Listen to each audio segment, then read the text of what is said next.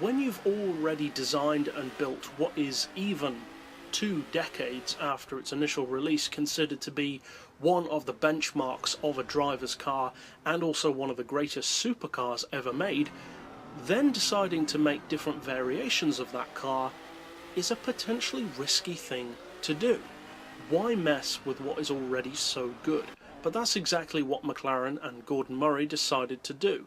The LM, which is the only McLaren F1 featured on DRIVECLUB, is the most hardcore track-going version of the McLaren F1, which was still allowed to drive on the road. Now, there were a number of different models produced of the McLaren F1. There was the regular F1, the GTR, which was more of a visual and downforce upgrade pack, the LM, which you see here, which is even rarer, and of course the ultra rare and extremely expensive GT, which, although having a relatively understated name, is actually the most incredible to look at, with a full long tail and extended nose body kit, which was very reminiscent of the long tail racing versions.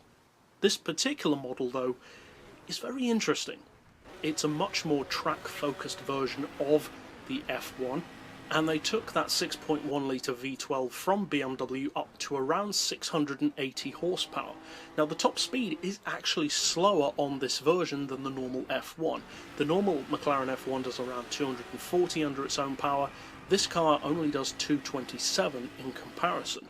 The acceleration time, though, is around half a second quicker to 60 at roughly 2.7 seconds, and Gordon Murray himself considers this car to be the most fun version of the McLaren F1 ever made, partially due to the closer ratio gearbox and louder sound.